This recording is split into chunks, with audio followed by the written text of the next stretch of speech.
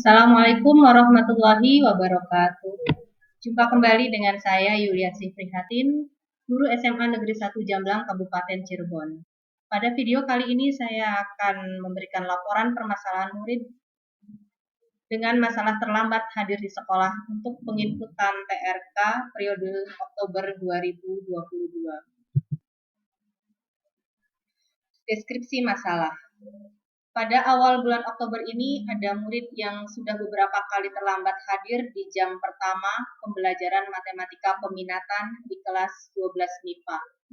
Hal ini berdampak kurang baik bagi murid tersebut maupun bagi teman-temannya. Murid menjadi tertinggal dalam pembelajaran dan teman-temannya menjadi terganggu karena pembelajarannya terjeda untuk merespon murid yang terlambat. Akar permasalahan. Pada waktu yang ditentukan di luar jam pelajaran, saya memanggil murid tersebut untuk bersama-sama mendiskusikan masalah ini. Murid menyampaikan bahwa dia hanya tinggal sendirian di rumah. Orang tuanya bekerja berdagang di Jakarta, dan dia adalah anak tunggal. Dia sering datang terlambat karena bangun kesiangan. Tidak ada yang membangunkannya. Alarm di HP-nya pun tidak bisa membuatnya disiplin terhadap waktu. Pada malam hari, dia sering belum tidur hingga larut malam. Kadang-kadang dia juga pergi ke tempat nongkrong hingga malam. Kemudian saya tanyakan mengapa dia kurang antusias untuk pergi ke sekolah. Dia menjawab ingin segera berkumpul dengan kedua orang tuanya di Jakarta.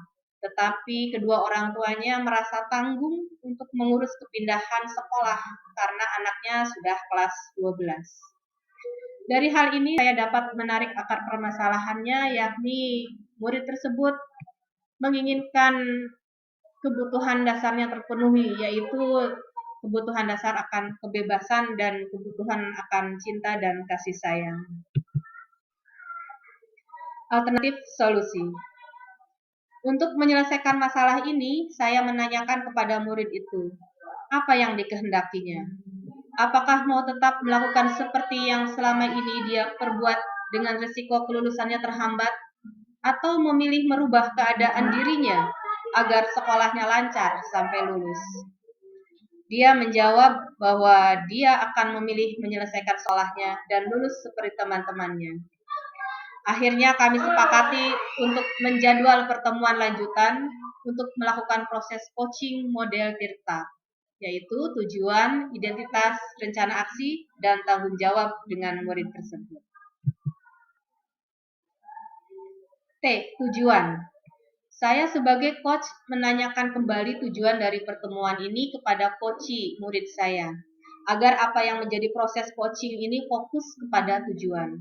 Pertanyaan yang saya ajukan adalah, apa tujuan pertemuan ini?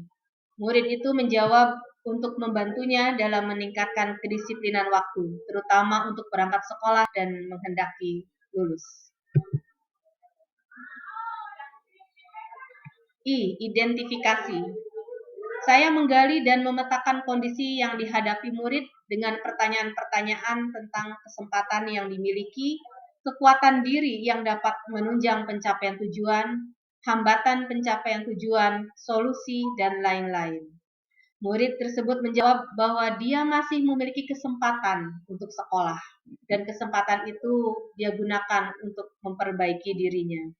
Murid memiliki kemampuan untuk belajar mandiri dengan pendampingan jarak jauh dari orang tua. Hambatannya adalah bahwa dirinya tidak menyadari bahwa yang dapat mendisiplinkan dirinya adalah dirinya sendiri. Dia mengaku bahwa dia sering abai kalau mendengar alarm HP-nya karena masih dalam keadaan kantuk. Padahal dia mengetahui jika tidak segera bangun maka pasti akan terlambat. R. Rencana aksi. Setelah coachee memahami apa yang menjadi tujuannya dan mengetahui situasi dan fakta yang ada, saya mengarahkannya untuk membuat rencana untuk membuat alternatif solusi. Pertanyaan yang saya ajukan adalah, apa rencanamu agar tidak terlambat lagi? Murid tersebut merencanakan untuk tidak begadang lagi dan akan patuh pada komitmen dirinya sendiri. TA, tanggung jawab. Pada tahap akhir coaching, saya tanyakan komitmen terhadap rencana aksi. Siapa yang dapat membantunya dan tindak lanjut coaching. Komitmen adalah dia akan segera bangun jika alarm HP-nya berbunyi. Jika tidak berhasil, dia akan memastikannya dengan meminta temannya sebelumnya untuk menelponnya pada saat seharusnya dia bangun, agar segera bersiap untuk sekolah. Saya kemudian bertanya, kapan untuk bertemu lagi, untuk mengetahui keberhasilan komitmen yang dia lakukan. Dia menjawab 2 minggu ke depan. Akhirnya kami sepakati waktu untuk menindaklanjuti coaching ini. Hasil pemecahan masalah. Setelah proses coaching dilakukan dan dalam kurun waktu 2 minggu masa pantauan, murid tersebut hanya 2 kali datang terlambat pada daftar hadir hariannya. Ini menjadi progres yang luar biasa. Sampai sekarang proses tindak lanjut coaching masih berlangsung. Sumber rujukan solusi.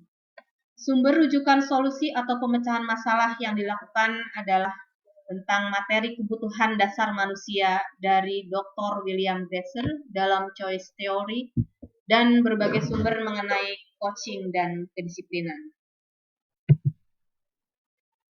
Sekian laporan permasalahan murid periode Oktober 2022 yang saya sampaikan. Mudah-mudahan bermanfaat. Terima kasih. Wassalamualaikum warahmatullahi wabarakatuh.